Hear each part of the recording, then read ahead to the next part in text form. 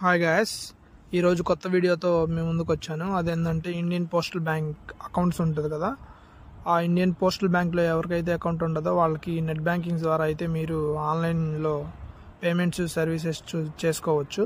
అవి ఏ విధంగా చేసుకోవాలి, వాటికి ఏమేమి కావాలనేది చెప్తాను. అదేవిధంగా మీరు అవి లాగిన్స్ క్రియేట్ చేసినప్పుడు మీరు పాస్వర్డ్స్, యూజర్ ఐడి మర్చిపోతే అది ఏ విధంగా రికవరీ చేసుకోవాలి, దాని గురించి అయితే అప్డేట్ ఈ వీడియోలో తీసుకొచ్చాను అనమాట.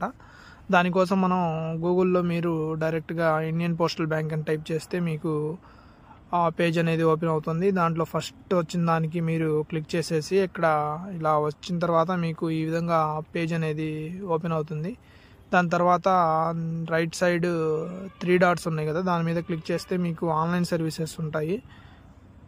మీకు వచ్చిన ఆన్లైన్ సర్వీస్ ఇష్యూస్ అక్కడ సెలెక్ట్ చేసేసుకొని మీరు అవి ఎక్కడైతే మీ విత్డ్రాల్ అప్పుడు వస్తుందా, పేమెంట్ అప్పుడు వస్తుందా, అక్కడ మీరు ఆ సెక్షన్ అనేది దాంట్లో ఇచ్చేసి మీరు అక్కడ ఫీడ్బ్యాక్ అక్కడ మొత్తం డీటెయిల్స్ ఇవ్వాలి. మెయిల్, ఫోన్ నంబరు, డీటెయిల్స్ అడుగుతుంది, కామన్ డీటెయిల్స్. మీ డీటెయిల్స్ అనేవి ఇచ్చేసి మీరు అక్కడ కింద క్యాప్చా మీద చేసేసి వ్యాలిడ్ చేస్తే మీకు మీ డీటెయిల్స్ అనేవి డిస్ప్లే అవుతాయి.